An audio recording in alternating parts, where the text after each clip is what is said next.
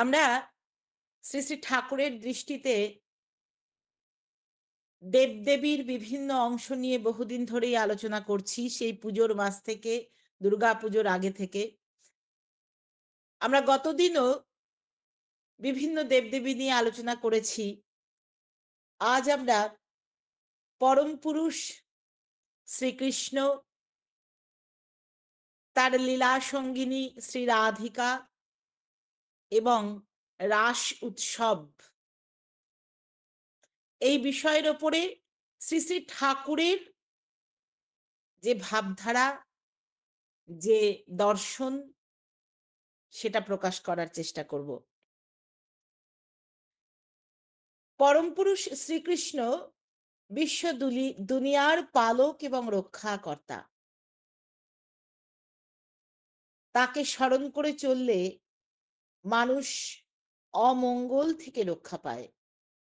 দুর্দৈবের প্রবল কষাঘাতও তখন আর আমাদেরকে বিপর্যস্ত করতে পারে না। শ্রীমদ্ ভাগবত গীতাতে শ্রী ভগবান স্বয়ং সে প্রতিশ্রুতি বার দিয়েছেন। সর্বধর্ম পরিত্যাজ্য মামেকং শরণং ব্রজ। এটা তো আমরা সবাই জানি। সকল ধর্ম পরিত্যাগ করো, কেবলমাত্র আমারই শরণাগত হও। আজকে বর্তমান পুরুষোত্তম শ্রী শ্রী ঠাকুর অনুকূলচন্দ্র একই কথা বলছেন। সৎসঙ্গের আশ্রয় গ্রহণ করো, সৎ নাম মনন করো, সৎসঙ্গের আশ্রয় গ্রহণ করো। আমি নিশ্চয় বলছি, তোমার উন্নয়নের জন্য আর তোমাকে ভাবতে হবে না। সুদূর অতীতে এক পবিত্র খণ্ডকালের গর্ভে জন্ম নিয়েছিলেন পুরুষোত্তম শ্রীকৃষ্ণ। বাল্যকালেই তার সৌন্দর্য, তার মাধুর্য জনগণের চিত্ত আকর্ষণ করেছিল। যারা জনগণের পালন পোষণ করতেন, সেই গোপ গোপীদের প্রিয় ছিলেন তিনি। তাই তাকে বলা হতো গোপাল। খেলার মধ্য দিয়ে শ্রীকৃষ্ণ তাদেরকে, সেই গোপীদেরকে শ্রীকৃষ্ণ সর্বস্ব করে তুলেছিলেন। তাই তার অনুসরণ করে চলে যে, তাকে সর্বস্ব করে চলে যে, তার জীবনে সবটুকু প্রাপ্তি হয়। আমাদের দেশে একটা কথা খুব প্রচলিত আছে বাংলায়। বাংলায় একটা ছড়া প্রচলিত আছে যে, যে করে আমার আশ তার করি সর্বনাশ, তবুও যে করে আমার আশ তার হই দাসানুদাস।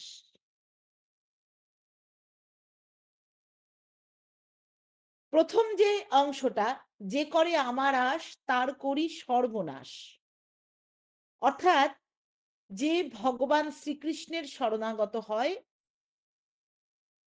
তিনি তার সর্বনাশ করেন।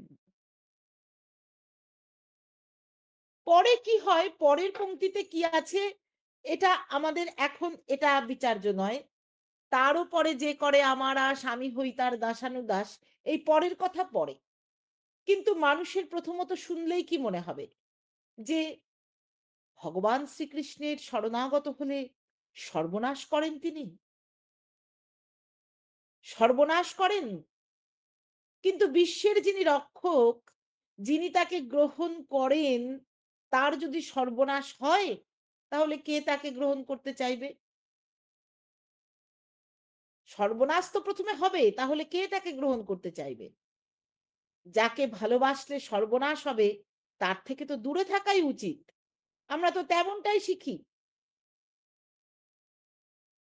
পরম দয়াল শ্রী শ্রী ঠাকুর অনুকূলচন্দ্র এই ছড়াটির এই প্রথম অংশকে তিনি পরিপূরণ করে দিলেন। তিনি এই প্রথম অংশের যে যে প্রচলিত মানে, তার করেন সর্বনাশ, এটা শ্রী শ্রী ঠাকুর তিনি কিন্তু গ্রহণই করলেন না। যাকে ভালোবাসলে সর্বনাশ হয় তাকে কেউ গ্রহণ করবে না। তাই শ্রী শ্রী ঠাকুর ছড়াটাকে এইভাবে বললেন যে, "যে করে আমার আশ তার কাটে বৃত্তি ফাঁস।" অর্থাৎ পরমপিতার শরণাগত হয়ে চললে মানুষ বৃত্তির বন্ধন কাটাতে পারে। এই যে ষড়রিপু, কাম, ক্রোধ, লোভ, মোহ, মদ, মাৎসর্য, এই যে বৃত্তির ফাঁসে আমাদের জীবন জর্জরিত হয়ে থাকে। আমাদের আমাদের শিক্ষা, দীক্ষা, সৎ চিন্তা, সৎকর্ম সব রসাতলে যেতে বসে কেবলমাত্র আমরা বৃত্তি দ্বারা প্ররোচিত হয়ে পড়ি বলে মাঝে, মাঝে। এক কলস জলে যেমন এক ফোঁটা গোচনা পড়লে সমগ্র দুধটাই, এক কলস দুধে সমগ্র দুধটাই যেমন খারাপ হয়ে যায়, পানের অযোগ্য হয়ে যায়, ঠিক তেমনি আমাদের সবটুকু শুভর মধ্যেও যদি বৃত্তি আমাদের মাথায় চড়ে বসে, বৃত্তি যদি আমাদের নিয়ন্ত্রিত করে প্রবৃত্তি, তাহলে কিন্তু আমাদের সবটুকু ভালো ফাঁকা পড়ে যায়, চাপা পড়ে যায়। সেই জন্যই শ্রী, শ্রী ঠাকুর অনুকূলচন্দ্র সর্বপরিপূরণকারী তিনি, তিনি পরিপূরণ করে দিলেন। তিনি বললেন, "যে করে আমার আশ তার কাটে বৃত্তি ফাঁস।" প্রবৃত্তির মোহে তাকে আর আবদ্ধ হয়ে থাকতে হয় না। সে প্রবৃত্তির বন্ধন থেকে মুক্ত হয়। আর তখনই হয় সে প্রকৃত সুখী। তখনই সে যথার্থ মুক্ত পুরুষ। আর এই স্তরে উন্নীত হতে গেলে চাই গুরু পুরুষোত্তমের প্রতি, বর্তমান পুরুষোত্তমের প্রতি ঐকান্তিক অনুগতি। বর্তমানই কিন্তু আমাদের সমস্ত সমস্যার সমাধান দেন। বর্তমান সমস্যার, যুগে, যুগে সমস্যার রূপভেদ বদলায়। সেই সমস্যাগুলি যে যুগে যখন সমাধান দরকার সেই যুগেই তখন পুরুষোত্তম এসে সমাধান দেন। তাই বর্তমানের যুগপুরুষোত্তম শ্রী শ্রী ঠাকুর অনুকূলচন্দ্রকে সেই কারণেই কিন্তু ধরতে হয়, তার প্রতি একান্তভাবে অনুগতি রাখতে হয়।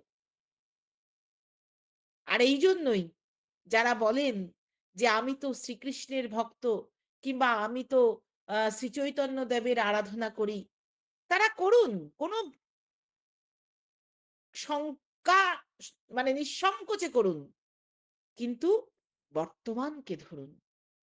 বর্তমানকে ধরতে হয়। কেননা বর্তমানের মধ্যেই পূর্বতনেরা রয়েছেন।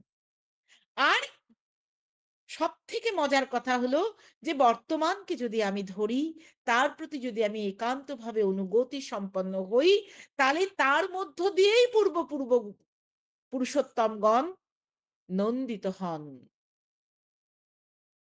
কেননা আমাদের ভারতীয় শাস্ত্রই বলছে, "সর্বদেবময় গুরু।"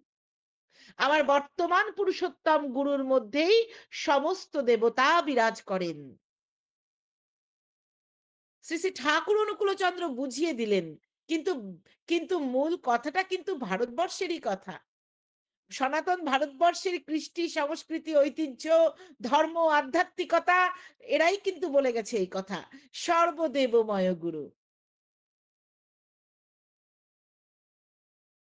বলাই বাহুল্য যে এই যে চিন্তাধারা এটা একেবারেই নতুন, নবীনতম, লেটেস্ট, আপ টু ডেট।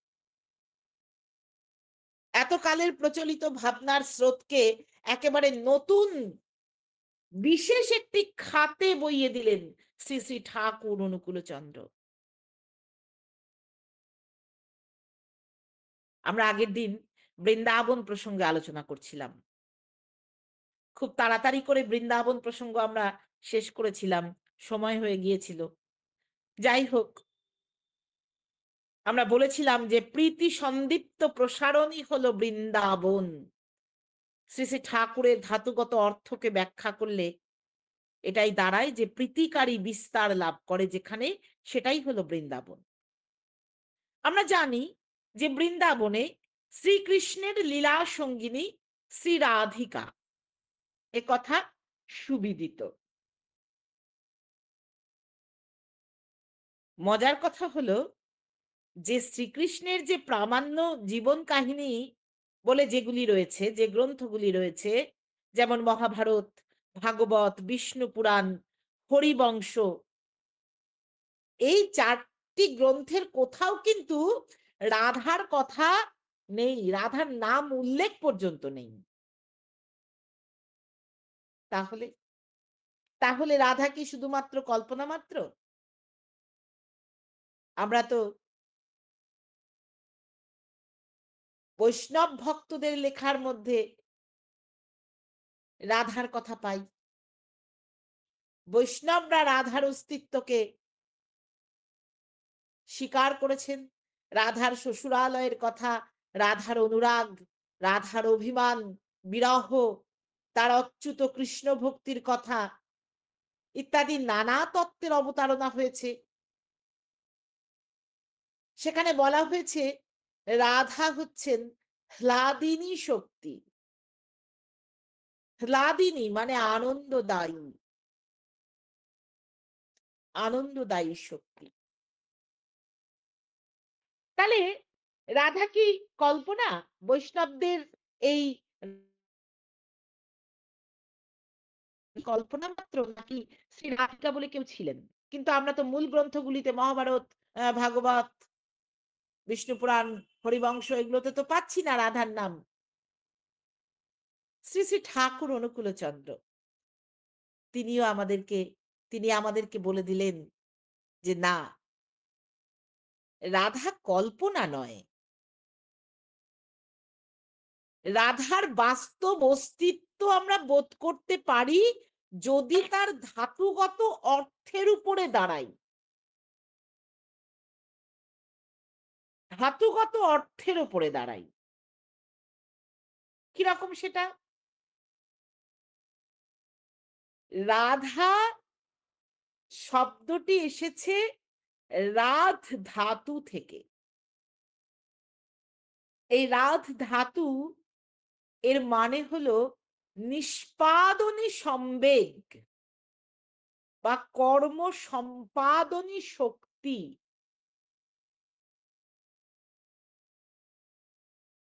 কর্ম সম্পাদন করার জন্য, কর্ম সুষ্ঠুরূপে সম্পাদন করার জন্য যে শক্তি বা যে এনার্জি থাকে সেটাই হলো রাধা।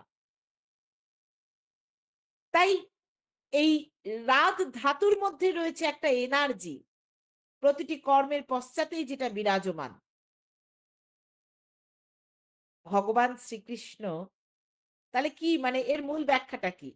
ভগবান শ্রীকৃষ্ণ নরলীলায় যেসব কর্ম সম্পাদন করেছেন তার পশ্চাতে যে আকুতি বিদ্যমান তাই হলো রাধা। ইংরেজিতে একটা প্রবাদ আছে না যে পাওয়ার বিহাইন্ড দ্য থ্রোন, সিংহাসনের পশ্চাতের শক্তি। রাজা সিংহাসনে বসে রাজ্য চালান, তার পশ্চাতে থাকে কিন্তু একজন নারীর হাত বা একটি শক্তি, একটি বিশেষ শক্তি। ধরে নেওয়া যাক সেই শক্তি হলো রাধা, সেই নারী হলেন রাধা। সংসার জীবনে, কর্মজীবনে সর্বত্র আমরা দেখতে পাই যে পুরুষ পূরণ করেন কিন্তু তার পিছনে থাকে কিন্তু একজন নারীর হাত, একটি নারীর হাত বলতে একটি শক্তি। সেই কর্ম সম্পাদনের যে আকুতি, যে এনার্জি, যে শক্তি, সেটাই হলো রাধা। তাই শুধু বৃন্দাবনই নয়, দ্বারকা লীলাতেও নারদ অন্যান্য ভক্তদের সঙ্গে রাধা নাম উচ্চারণ করছেন। রাধা হলো দাপরের বীজ নাম, মহাশক্তি। এই যে আমরা শেষ তৃতীয় সংগীতটাতে রাধা নামের কথা শুনলাম না? আমরাও তো বলি রাধা নাম, রাধা নাম, রাধা নাম, রাধা নাম। আজ বিশ্বজুড়ে আজ বিশ্বজুড়ে উঠল ধ্বনি রাধা রাধা নাম, সেই নাম জপে ভক্ত জনে মত্ত অবিরাম। জয় রাধা রাধা নাম, জয় সৎ সঙ্গ নাম, জয় শ্রী অনুকূল নাম, জয় দেও ঘর ধাম। রাধা নাম, রাধা নাম, রাধা নাম, রাধা নাম। তো এই রাধা নাম হলো আসলে সেই দাপরের বীজ শক্তি, মহাশক্তি বীজ নাম। আর আমরা তো জানি যে নাম এবং নামই অভেদ। আর এইখানেই রাধা এবং কৃষ্ণের নিত্য সম্বন্ধ।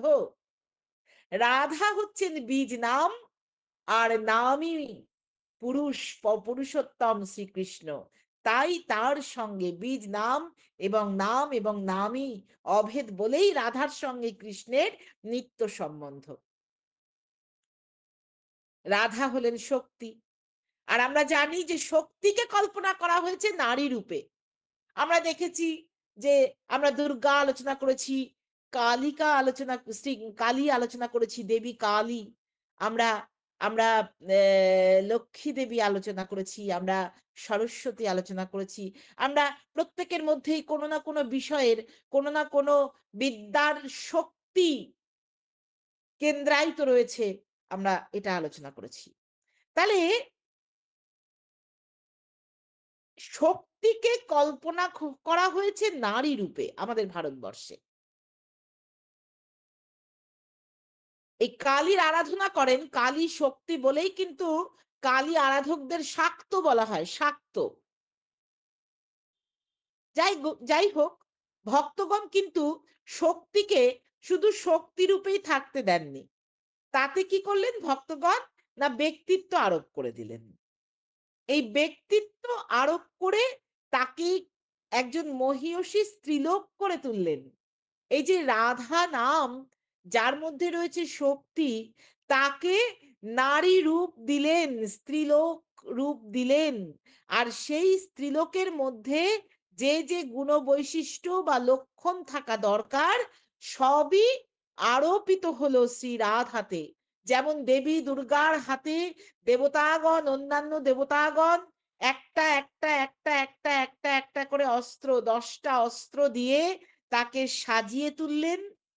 ঠিক তেমনি নারীকে, প্রকৃত নারীকে কেমন হতে হয় তেমনতর বৈশিষ্ট্য দিয়ে, গুণ দিয়ে, তেমনতর শক্তি দিয়ে ভক্তগণই তাকে একজন স্বয়ং সম্পূর্ণা নারী করে তুললেন।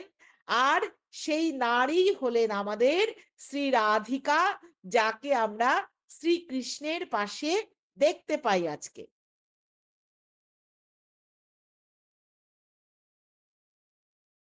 এই হলো শ্রীকৃষ্ণ এবং শ্রী রাধিকার কথা। রাধা ঠাকুর বললেন, শ্রী শ্রী ঠাকুর অনুকূলচন্দ্র তিনি বললেন যে রাধ ধাতুর অর্থ আরাধনা করা বা নিষ্পন্ন করা, ওয়ার্শিপ ইংরাজিতে। আরাধনার ভাব যেখানে মূর্ত হয়ে ওঠে, তাই হলো রাধা, যিনি সবকিছু নিষ্পন্ন করেন। অর্থাৎ রাধা আমাদের অন্তর্নিহিত যোগাবেগ, যোগ আবেগ। রাধা আমাদের চিরকালীন ভক্তের আদর্শ। রাধা হলেন নিষ্পাদনী সম্বেগ, কর্ম সম্পাদনী শক্তি, একটা এনার্জি। আর রাস উৎসব, যেটা নিয়ে আজকে আমরা আলোচনা করব ভেবেছি, এই যে রাস উৎসব, এই রাস উৎসবের সঙ্গে রাধার নাম তো অঙ্গাঙ্গিভাবে জড়িত। কিন্তু রাস উৎসবের যে রাধার কথা, সেটা সেই রাধার উল্লেখ পাওয়া যায় ব্রহ্মকৈবর্ত পুরাণে। রাধা কৃষ্ণের প্রেম লীলাকে আশ্রয় করে কবি জয়দেব, কবি বিদ্যাপতি, কবি চণ্ডীদাস সহ আরো অন্যান্য বহু কবিরা হাজার হাজার পদ রচনা করেছেন। তাদের সেই মানে প্রেম লীলা, প্রেম কাহিনী বা প্রেম মানুষ প্রত্যক্ষ করেছেন গৌরাঙ্গ মহাপ্রভুর মধ্যে। গয়া ধামে অবস্থিত বিষ্ণু পদচিহ্ন অবলোকন করে তিনি ভাবাবিষ্ট হয়ে পড়েছিলেন আমরা জানি। শ্রী গৌরাঙ্গ তার দিব্য দেহে মনে ফুটে উঠেছিল কখনো কৃষ্ণ ভাব, কখনো রাধা ভাব। একই অঙ্গে ২ লক্ষণ প্রকটিত হয়েছিল শ্রী গৌরাঙ্গের মধ্যে। কৃষ্ণ ভাবে তার সর্ব অঙ্গে ফুটে ওঠে রাধার প্রতি তীব্র আকুলতা। আবার রাধা ভাব যখন তার শ্রী অঙ্গে ফুটে ওঠে, তখন তার দেখা যায় কৃষ্ণের প্রতি তীব্র অনুরাগ। পরম পুরুষ শ্রী রামকৃষ্ণদেব, রামকৃষ্ণ পরমহংসদেব বলতেন যে রাধা কৃষ্ণ মানো আর না মানো, এই টানটুকু নাও, শ্রী গৌরাঙ্গের এই টান, কৃষ্ণ হয়ে রাধার প্রতি টান আর রাধা হয়ে কৃষ্ণের প্রতি টান। আমরা দেখতে পাই বর্তমান যুগপুরুষোত্তম শ্রী শ্রী ঠাকুর অনুকূলচন্দ্র, আমরা জানি তিনি কীর্তন করতে করতে মহাভাব ও সমাধিস্থ হয়ে পড়তেন। সেই ভাব ও সমাধিস্থ অবস্থায় তার মুখ থেকে অনর্গল বিভিন্ন ভাষায় বাণী বের হতো। সেই বাণী প্রথম দিকে তা মানুষ বুঝতে পারেনি, ভক্তজন বুঝতে পারেনি, তাই সেগুলো লিখে রাখা হয়নি। কয়েকদিন সেগুলো স্মৃতির বিস্মৃতির অতলে চলে গেছে। কিন্তু তারপরে যখন ভক্তজনেরা বুঝতে পারলেন, আমি চাই শুদ্ধ আত্মা, এখান থেকে শুরু হলো নোট করা। সেই গ্রন্থ পুণ্যপুঁথি দ্য হোলি বুক, সেই পুণ্যপুঁথি গ্রন্থে কিন্তু শ্রী শ্রী ঠাকুর অনুকূলচন্দ্র বারে বারে রাধা কৃষ্ণের কথা বলেছেন, রাসলীলার কথা বলেছেন, বারবার বলেছেন। গোটা পুণ্যপুঁথি গ্রন্থে অসংখ্য অজস্র পৃষ্ঠায় আমরা রাসলীলার কথা পাই। রাস কি? রাস বা রাসযাত্রা, যেটা মূলত সনাতন ধর্মাবলম্বীদের দ্বারা অনুষ্ঠিত একটি বাৎসরিক উৎসব। ভগবান শ্রীকৃষ্ণের ব্রজলীলার অনুকরণে বৈষ্ণবীয় ভাবধারায় উদযাপিত হয় রাস। ভগবান শ্রীকৃষ্ণের রসপূর্ণ অর্থাৎ তাত্ত্বিক রসে সমৃদ্ধ কথাস্তবকে রাসযাত্রার মাধ্যমে জীবাত্মার সঙ্গে পরমাত্মার এবং দৈনন্দিন জীবনের সুখের অনুভূতিকে আধ্যাত্মিকতায় মিশিয়ে দেওয়া, কাম প্রবৃত্তি সমূহকে প্রেমাত্মক প্রকৃতিতে রূপ প্রদান করা, এটাই হলো রাস। জীবাত্মা মানে আমাদের যে আত্মা, এই বিশ্ব ব্রহ্মাণ্ডের যে জীবকুল, তাদেরকে পরমাত্মার সঙ্গে মিলিয়ে দেয় এই রাস উৎসব। আমাদের দৈনন্দিন জীবনের কর্মকে আধ্যাত্মিক চেতনায় উন্নীত করে দেয় এবং কামের যে পীড়ন থাকে তাকে দূর করে প্রেমের প্রকৃতিতে উন্নীত করে দেয় এই রাস উৎসব। বলা হয় রাস নাম বহু নর্তকী যুক্তে নৃত্য বিশেষ। তার মানে কি? রাস নাম মানেই হলো যে বহু নর্তকীরা সেখানে নৃত্য করছেন। আমরা দেখতে পাই না রাসে যে অনেক খুব সুন্দর ঘুরে ঘুরে সেই শ্রী রাধিকা এবং গোপিনীরা যেন নাচ করছেন, নৃত্য করছেন। হর্ষচরিতেও মানে অনেক কথা আছে, আসলে এত কথা বলার সময় নেই। হর্ষচরিতে যে টিকাকার শঙ্কর, তিনিও বলছেন যে রাস হলো এক ধরনের বৃত্তাকার নাচ, যেটা মূলত ৮, ১৬ বা ৩২ জন মিলে সম্মিলিতভাবে উপস্থাপন করেন। জানেন, এই যে নবদ্বীপ, আমরা নবদ্বীপ সৎসঙ্গ বিহারে বসে আলোচনা করছি, এই নবদ্বীপ কিন্তু আমাদের এই বঙ্গদেশের রাস উৎসবের প্রধান ক্ষেত্র। তাই নবদ্বীপের দাদারা, মায়েরা খুব ভালো করে আমার থেকে অনেক বেশি জানেন তারা যে রাস উৎসব কি। এই পশ্চিমবঙ্গের বুকে নবদ্বীপে যদি পারেন, যারা আজকের লিঙ্কে উপস্থিত আছেন, তারা রাসের সময় নবদ্বীপে একবার এসে রাসলীলা দেখে যাবেন। যাই হোক, আমারও দেখা হয়নি নবদ্বীপে গিয়ে। আমাদের এই বহরমপুরেই একটু আধটু হয়, সেটুকুই দেখেছি রাস্তায়। যাই হোক, তো সেই ৮, ১৬ বা ৩২ জন সম্মিলিতভাবে উপস্থাপন করেন। এছাড়া শুধুমাত্র আমাদের এই পশ্চিমবঙ্গে বা বঙ্গদেশেই নয়, ভারতবর্ষের উত্তরপ্রদেশ, মথুরা, বৃন্দাবন, হ্যাঁ? পশ্চিমবঙ্গের এই যে নদিয়া, নবদ্বীপ, ফুলিয়া, শান্তিপুর এই সমস্ত জায়গাতে হয়। উড়িষ্যায়, আসামে, মণিপুরে রাসযাত্রা বিশেষভাবে উদযাপিত হয়। আর এই উৎসবের অংশ হিসাবে গোপিনীরা একসাথে রাধা কৃষ্ণের আরাধনা করেন। এবং অঞ্চলভেদে কত্থক, ভারতনাট্যম, ওড়িশি, মণিপুরী প্রভৃতি বিভিন্ন ঘরানার যে শাস্ত্রীয় এবং লোকায়িত নৃত্য সুষমা, সেগুলোও কিন্তু রাসপূর্ণ বিশেষ মর্যাদায় প্রতিস্থাপিত করা হয়। রাস হলো শ্রীকৃষ্ণের সর্বোত্তম মধুর রস। এই রস থেকেই রাস শব্দটির উৎপত্তি। রস মানে কি? রস মানে আনন্দ। রস বই স। রস মানে আনন্দ, দিব্য অনুভূতি, দিব্য প্রেম। আর লীলা, রাস লীলা বলা হয়। আর লীলা মানে হলো খেলা বা নৃত্য। তার মানে রাসলীলা মানে হলো শ্রীকৃষ্ণ, শ্রীরাধা ও তাদের সখী এবং সাথীদের লীলা খেলা।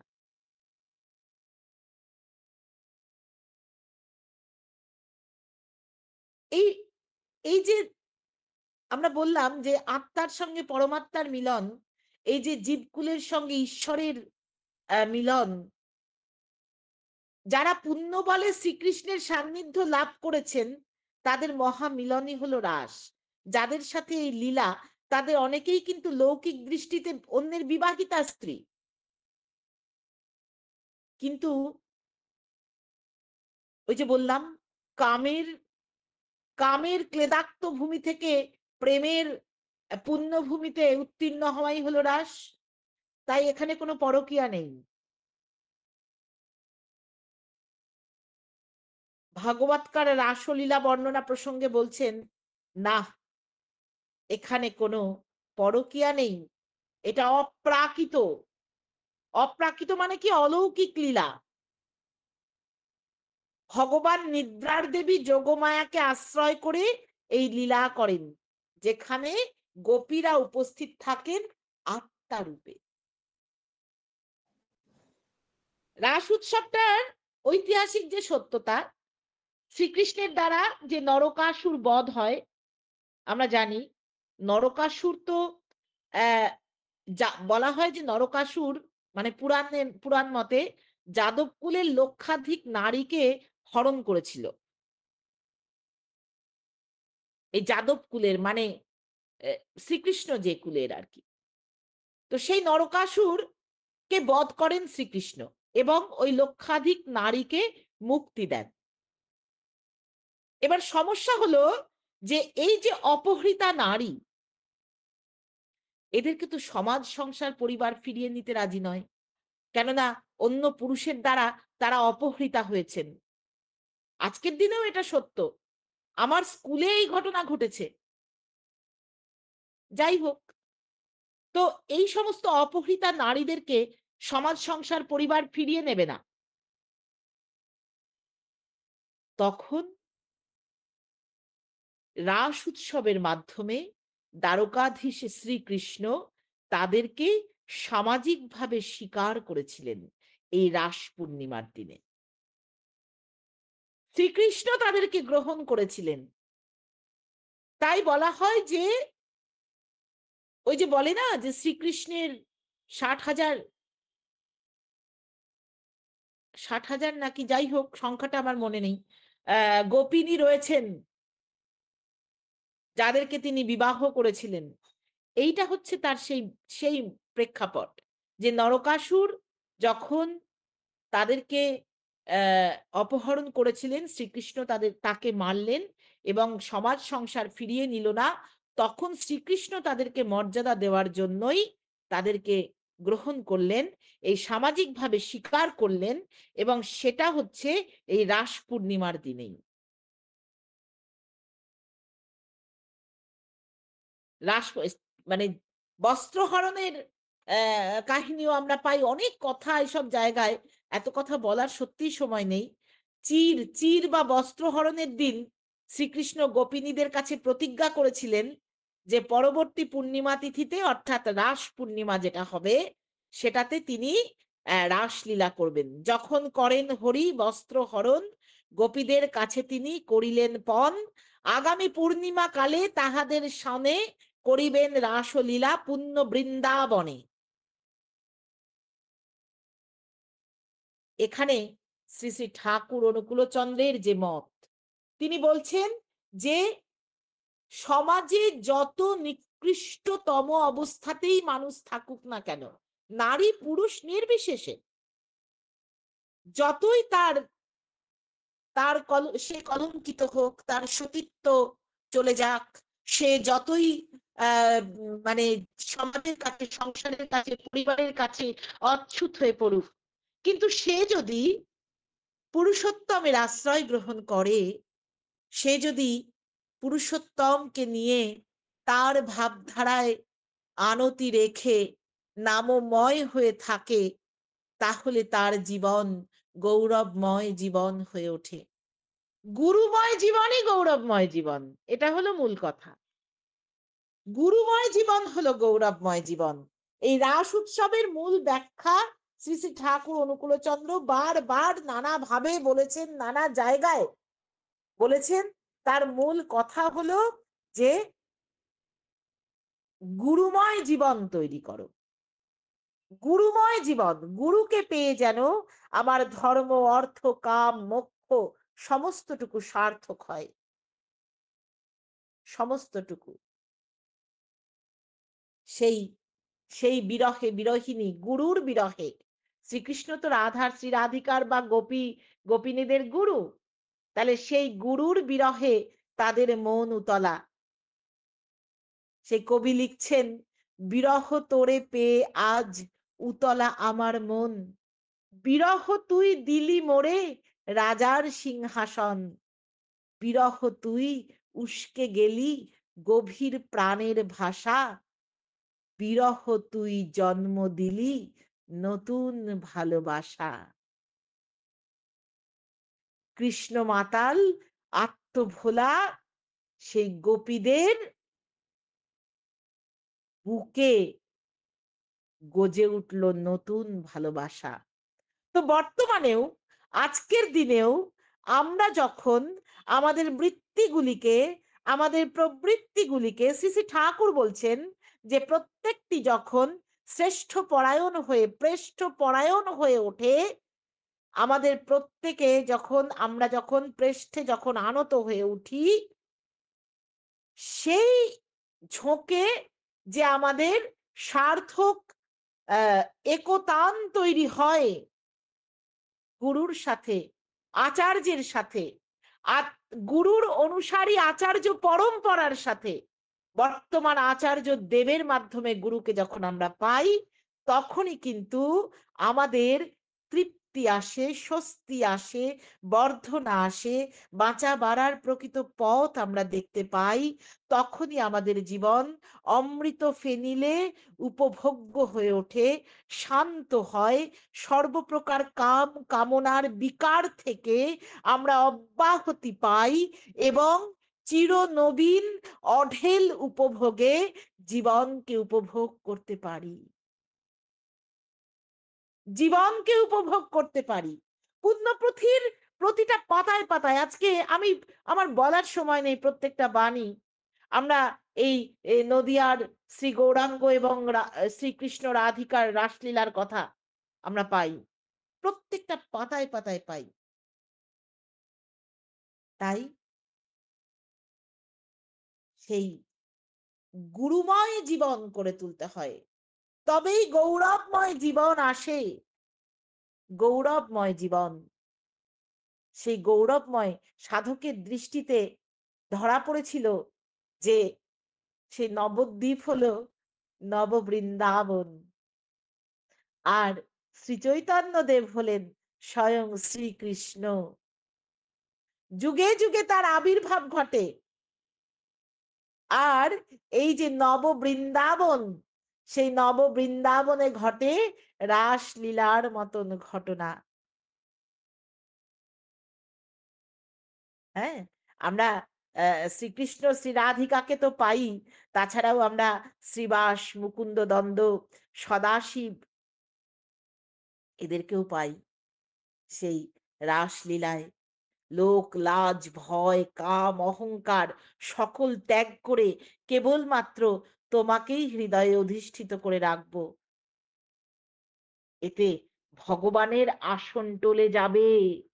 আমি যদি এই সংকল্প করি যে আমার কোনো লোক লাজ থাকবে না, ভয় থাকবে না। কালকেই একটা বাণী পড়ছিলাম শ্রী শ্রী ঠাকুরের, এই মুহূর্তে ছড়ার আকারে অনুশ্রুতি গ্রন্থে। এই মুহূর্তে আমার আর স্মরণে নেই। তার মর্মার্থটা এই যে অতি গুরুকে প্রতিষ্ঠিত করতে গেলে, গুরুকে মানে গৌরবময় করে তুলতে গেলে যত নিকৃষ্ট কাজই আমাকে করতে হোক না কেন, তাও কিন্তু আমার জীবনে গৌরব আনে। সেটা নিকৃষ্ট কাজ আর থাকে না। আমরা দেখেছিলাম না অনন্তনাথ রায়কে শ্রী শ্রী ঠাকুর ওই আহ, গরুর ঠ্যাং, পচা দুর্গন্ধ পুতি গন্ধময় যুক্ত গরুর ঠ্যাং মুখে করে নিয়ে গিয়ে ফেলে দিতে বলেছিলেন। তিনি তাই করেছিলেন। ভক্তজন যেখানে গন্ধে টিকতে পারছে না, তিনি সেই নোংরা সেই জিনিস মুখে করে দাঁতে করে ধরে নিয়ে গিয়েছিলেন।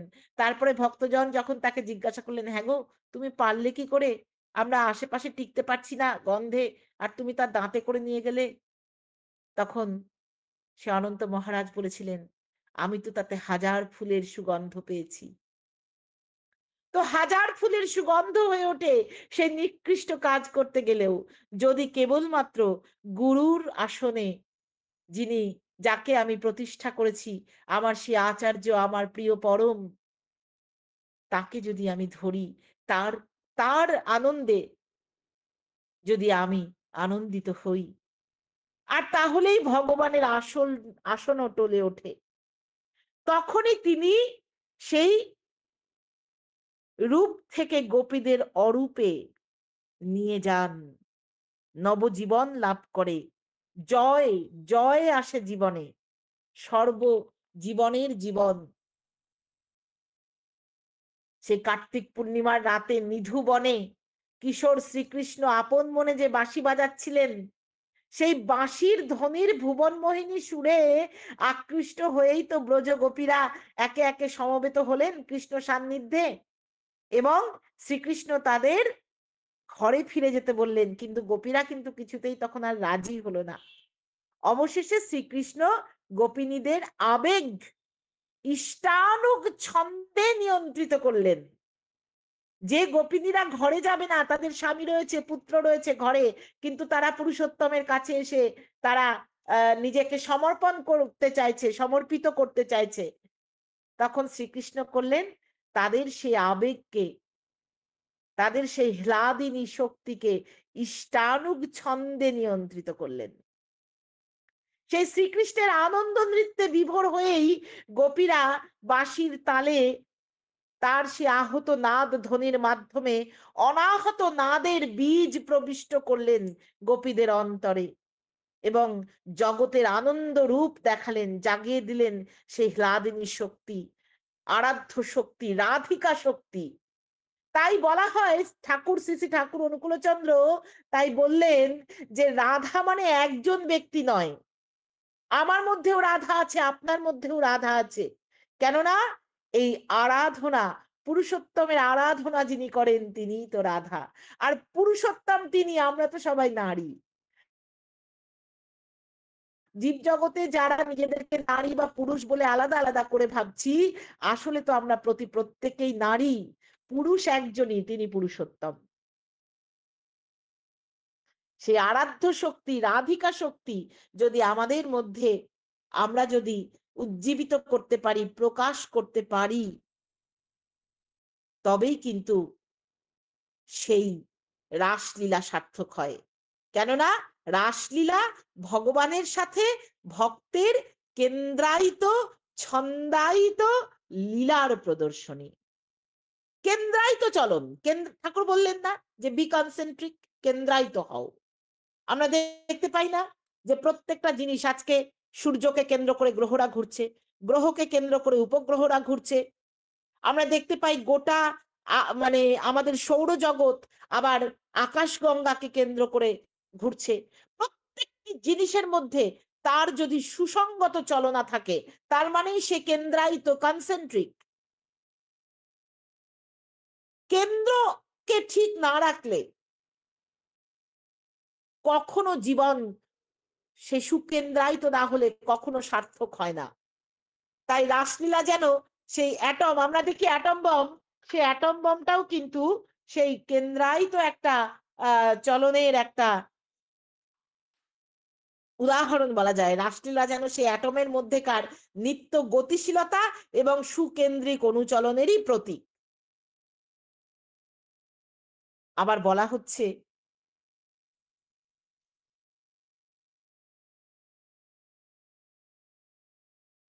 হচ্ছে যে রাস মানে হলো ধ্বনি। ধ্বনি আমরা জানি শব্দই ব্রহ্ম। তাই আমাদের আর সময় নেই। আমার স্বামী এসেছেন, উনি শেষটুকু বলছেন। রাস মানে হলো ধ্বনি। যে ধ্বনিতে বিহার, কারণ তিনি রাসবিহারী। শব্দযোগেই তার অবস্থান নয়। শ্রী রাধিকা সম্পর্কে শ্রী শ্রী ঠাকুর অনুকূলচন্দ্র বললেন, বৃন্দাবনে কৃষ্ণের লীলা সঙ্গিনী শ্রী রাধিকা, এ কথা সুবোধিত। এই রাধা সম্পর্কে কত কথা পাওয়া যায় বৈষ্ণবদের, ভক্তদের লেখার মধ্যে দিয়ে। রাসধ্বনিতে বিহার করেন, তাই তিনি রাসবিহারী। কৃষ্ণের আর এক নাম হলো রাসবিহারী।